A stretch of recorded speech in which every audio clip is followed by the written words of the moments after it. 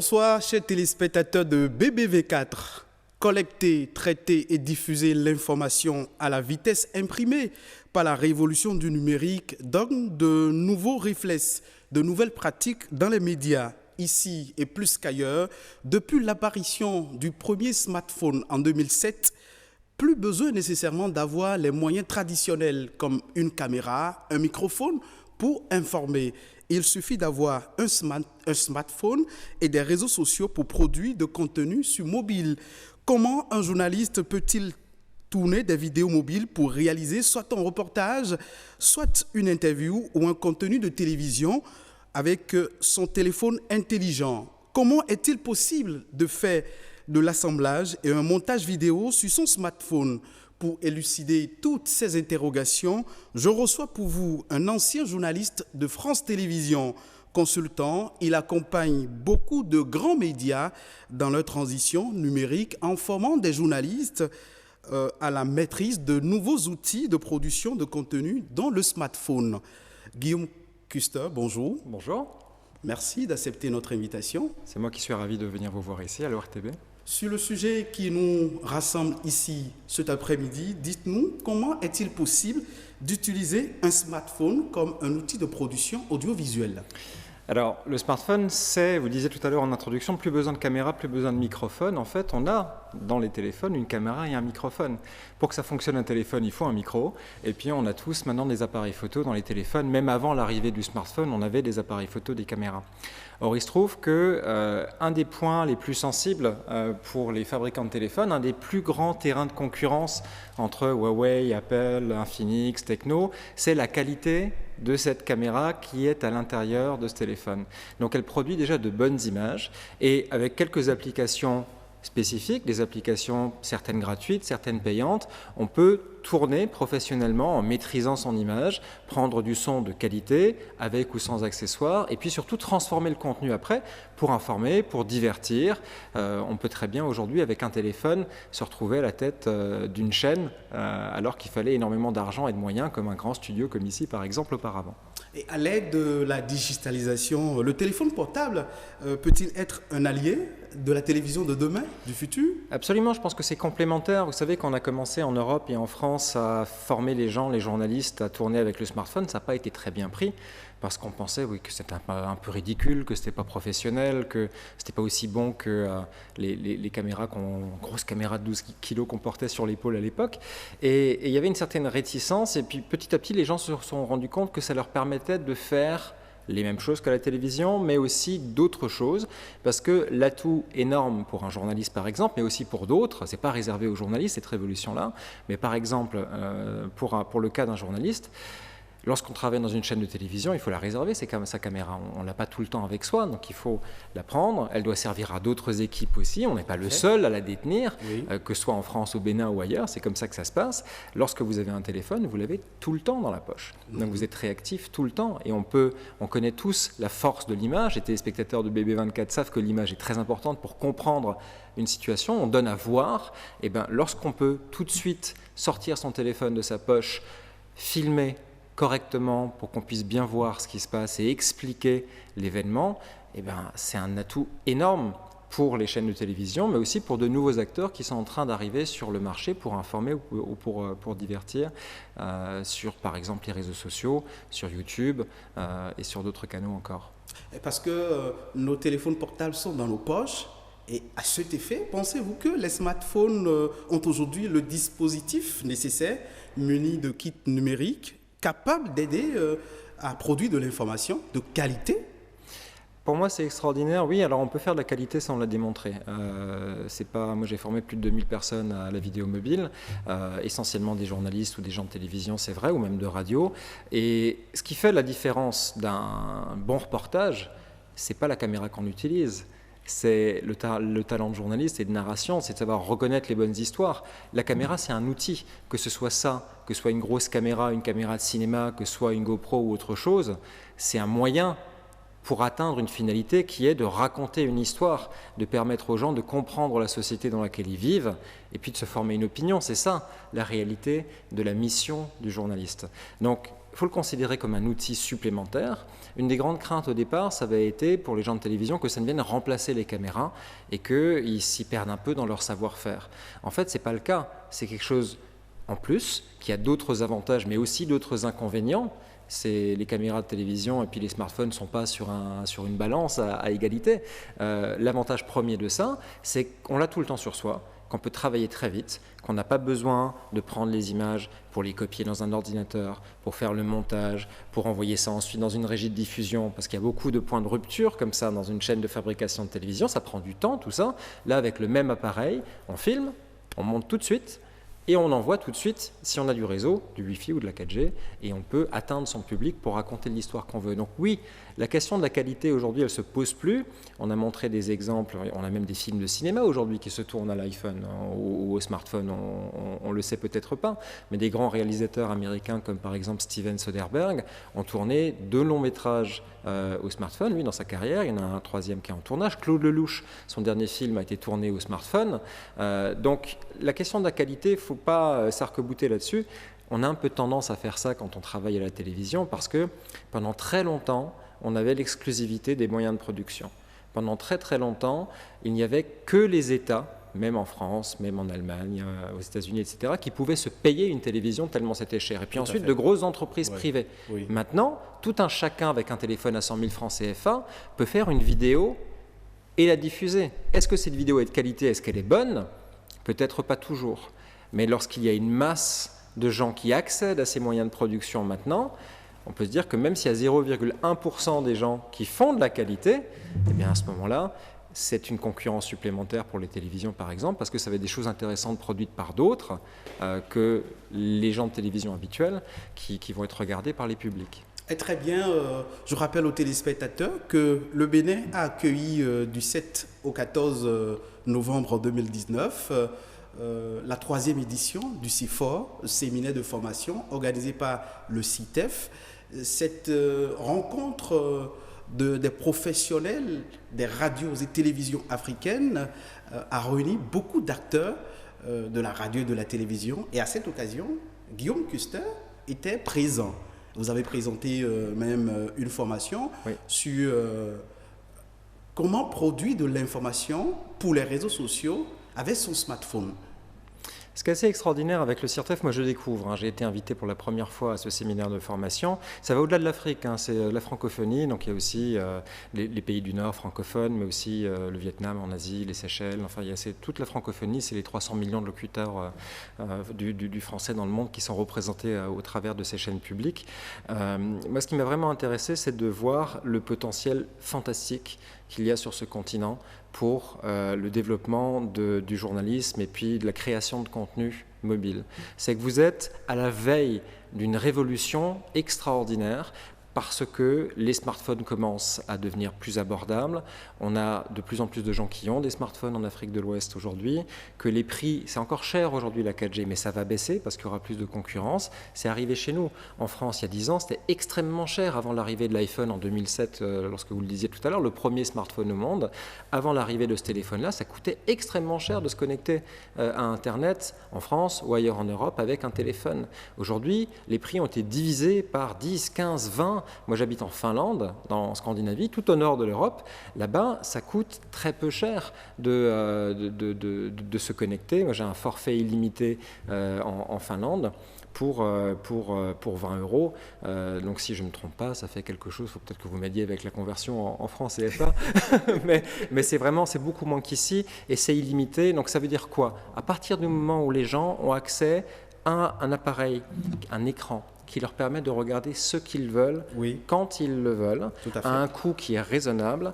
À partir de ce moment-là, ça change complètement la balance de la manière dont l'information circule, de qui produit l'information, de ce qu'on raconte aussi. On a beaucoup moins de problèmes de contrôle de l'information. Donc ça veut dire qu'il y a une espèce de libération narrative qui est arrivé en Europe, qui va arriver ici. En Afrique, au Bénin. Absolument. Au Bénin, aujourd'hui, vous avez à peu près 1/5 de la population qui a un smartphone, 20% à peu près. En France, on est à 75%. Dans le pays où j'habite, en Finlande, on est à 150%. Ça veut dire que tout le monde a un smartphone. Certains en ont 2, un pour le travail, un personnel.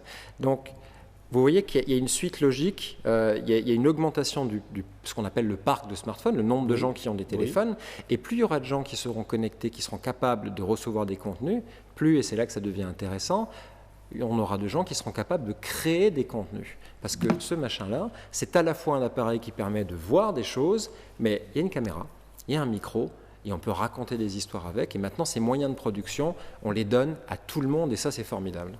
Et au CEFOR 2019, oui. Vous avez rencontré des journalistes des pays membres du CITEF, des journalistes que vous avez formés vous leur avez donné des compétences pour produire de l'information pour les réseaux sociaux, pourquoi pas pour leur télévision, leurs organes, via un smartphone. Oui. Concrètement, qu'est-ce que vous avez appris à ces journalistes stagiaires ou stagiaires journalistes? Alors, ce qui est très intéressant, c'est qu'on avait effectivement un panel de journalistes de la francophonie qui venaient de pas mal de pays d'Afrique de l'Ouest, mais aussi du Tchad, des Comores.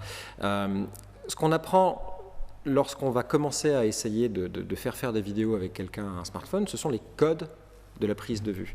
C'est de savoir comment on va devoir filmer. Par exemple, à quelle distance on est du sujet qu'on veut filmer, ça s'appelle les valeurs de plan. Où est-ce qu'on se place par rapport à la situation qu'on veut filmer. Donc ça, c'est une partie. En fait, que vous utilisiez un smartphone, une caméra de cinéma, une caméra de télévision, sont les mêmes codes, sont les mêmes bases.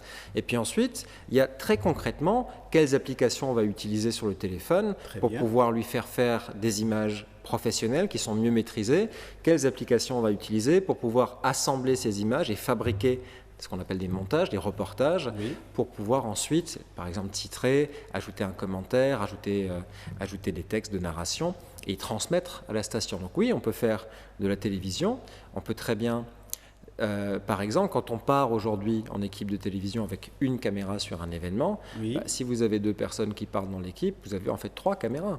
Vous avez les 2 smartphones de l'opérateur de prise de vue et du journaliste ou de la journaliste, et puis la caméra principale, ce qui veut dire qu'on peut enrichir aussi leur reportage de télévision, mélanger les images et apporter quelque chose de plus intéressant pour le public. Un exemple que je prends souvent, c'est, admettons qu'il y a un quartier en reconstruction. On va casser un immeuble, quelque chose qui se passe très vite, et ça n'arrive qu'une fois. Vous savez que quand on filme à la télévision... Avec le smartphone, on peut aller chercher cette information rapidement parce que ça n'arrive pas plusieurs fois. C'est-à-dire que nous, on a l'habitude de redemander aux gens de faire des choses parce qu'on veut filmer sous plusieurs angles quand on travaille à la télévision. Là, on ne peut pas demander de casser la tour 2 fois. Donc, on va le tourner avec une caméra principale de télévision, 2 smartphones pour avoir des angles différents. Par exemple, un sur la réaction du public, les gens qui ont habité là-dedans, qui maintenant sont relogés dans quelque chose de mieux, mais qui sont sûrement encore attachés à cet immeuble-là. Un autre angle sur la destruction du bâtiment. Et ça enrichit le reportage. Et c'est un service qui est plus intéressant rendu au public pour rapporter cette information-là. Et dites-nous, qu'est-ce que ces journalistes que vous avez formés peuvent faire désormais dans leur organe via un smartphone? Alors, je pense que ce qui est le plus... Selon vous, quels sont leurs acquis, les compétences que ces journalistes ont aujourd'hui? Alors, ils ont déjà des compétences en étant journalistes. C'est ça qui est intéressant, c'est que 95% du travail, ils savent déjà le faire. C'est raconter des histoires. Encore une fois, c'est ça le plus important. C'est qu'est-ce qu'on raconte, à qui on le dit. Ensuite, c'est de la technique, de l'emballage, de pouvoir adapter ces savoirs à un autre appareil. Donc, les compétences qu'ils ont maintenant, c'est de pouvoir raconter ces histoires-là n'importe quand, parce qu'ils n'ont pas besoin de demander la caméra à leur chef ou à leur chef de service technique, parce qu'ils n'ont pas besoin de rendre la caméra à une autre équipe qui doit vite faire quelque chose. Mais ils sont absolument autonomes.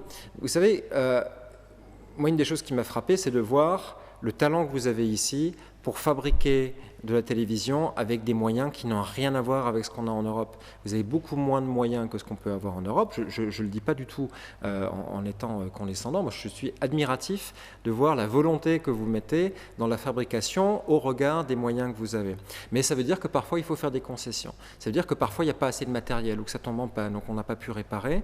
Et que le fait d'avoir des smartphones maintenant, ça va permettre à des journalistes comme ici, comme au Tchad, comme ailleurs, comme au Cameroun, de pouvoir vraiment faire leur travail dans de bonnes conditions parce qu'ils ont cet outil qui vont tordre pour le faire répondre à leurs préoccupations. Et dites-nous, quand on parle de smartphone, qui est un outil avec lequel on peut produire autrement l'information, quels sont les types de smartphones indiqués si un journaliste décidait de s'aventurer sur ce terrain? Alors, les recommandations, ça va être soit de prendre un téléphone d'occasion qui était haut de gamme il y a 2 ans et qui a baissé de prix et qui est abordable, qui va être entre 100 et 200 000 francs par exemple, de prendre par exemple un Samsung S8 ou un Nokia 7.1 ou Après, je ne sais pas si on a le droit de citer des noms de marques, on n'a pas le droit. Tu veux qu'on la refasse? Quelles sont les caractéristiques de ces portables, de ces smartphones que le journaliste peut se procurer? Alors, généralement, ce que je recommande, c'est de prendre, plutôt que de prendre un téléphone bas de gamme, aujourd'hui entre 100 et 200 000 francs, ou entre 70 000 et 150 000 francs, ça va être plutôt dans la même gamme de prix de prendre un téléphone qui était haut de gamme il y a 2 ans ou 3 ans.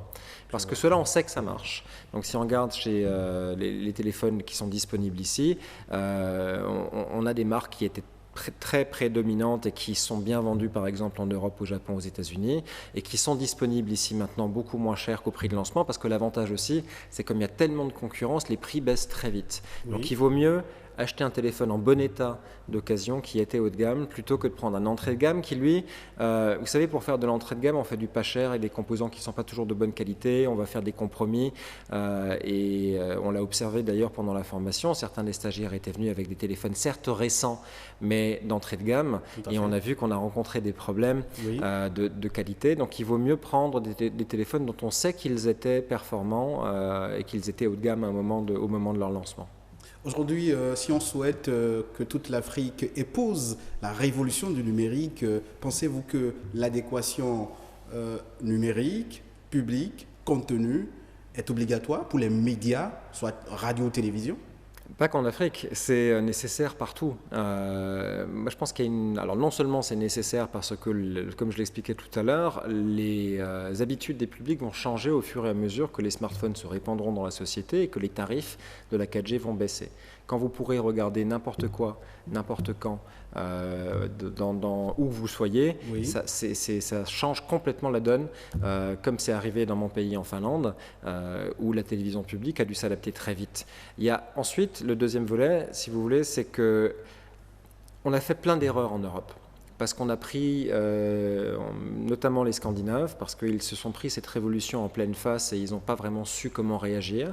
Donc ils ont fait des erreurs, ils sont retournés, ils ont réussi à trouver un bon équilibre entre la production numérique et traditionnelle, à faire un mélange croisé. Par exemple, en Suède aujourd'hui, le journal télévisé, c'est quelque chose qui n'existe plus.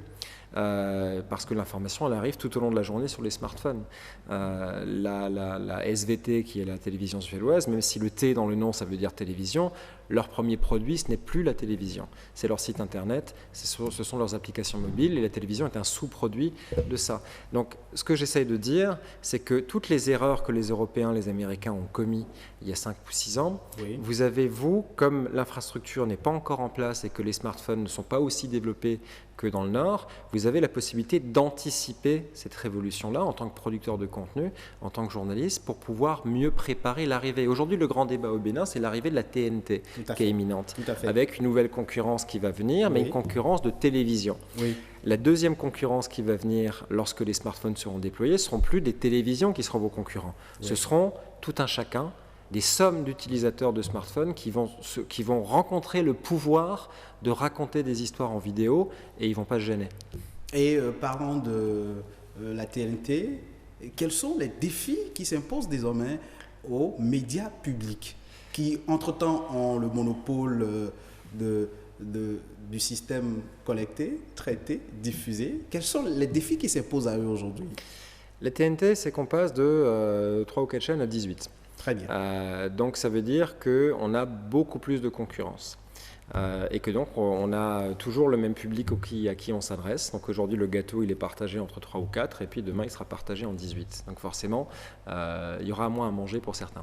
Donc ça veut dire que pour s'adapter il faut anticiper et il faut insister, il n'y a pas de secret, sur la qualité de ces programmes. Encore une fois, c'est le fond qui compte. c'est pas la forme. Donc il faut être en adéquation, de mon point de vue, avec les attentes du public, sans faire du racolage. Il ne s'agit pas de faire des choses comme les tabloïds aux États-Unis ou des choses qui sont alléchantes et fausses, absolument pas, je ne dis pas ça. Mais il faut trouver la juste façon de raconter la réalité de la société pour que le public se retrouve dans sa télévision. Très bien.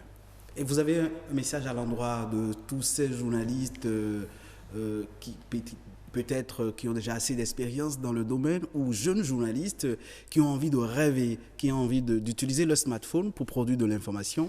Alors, je ne suis pas un oracle, mais ce que je peux conseiller au regard de mon expérience, moi j'étais journaliste de radio et de télévision pendant 20 ans, et oui, j'ai quelque chose à dire, notamment à ceux qui entament leur carrière aujourd'hui. Et ça, je le dis à mes étudiants en école de journalisme aussi en France, c'est que nous, on est arrivés au début de nos carrières dans une machine qui était huilée, qui s'appelle la télévision ou la radio, qui marchait, qui a marché déjà 40 ans avant, et qui a continué à marcher pendant toute notre carrière. Eux, ils arrivent aujourd'hui à un moment où il y a une révolution qui va venir. Et ce n'est pas un mot que j'utilise souvent, révolution. Mais là, je pense que c'est l'équivalent de l'invention de l'imprimerie, l'arrivée du smartphone. Ça va être un outil de diffusion extraordinaire des idées.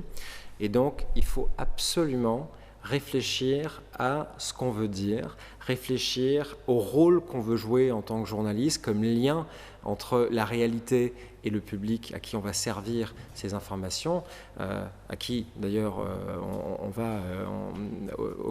auprès de qui on va jouer ce rôle de service public, parce que on va avoir la capacité de raconter tellement de choses et de le faire tellement facilement qu'il faut se poser la question de la qualité.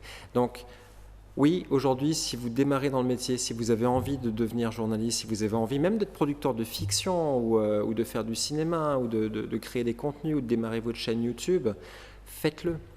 N'apprenez pas seulement les codes de la télévision, à mettre un costume cravate et puis à être en plateau, comme vous Patrick, ou comme moi je l'ai fait aussi pendant très longtemps, mais créez votre chaîne sur les réseaux sociaux, parlez de ce qui vous passionne. La grande différence entre la télévision de service public, ou la télévision tout court d'ailleurs, et puis les réseaux sociaux, c'est que la télévision, elle est forcée de plaire à tout le monde.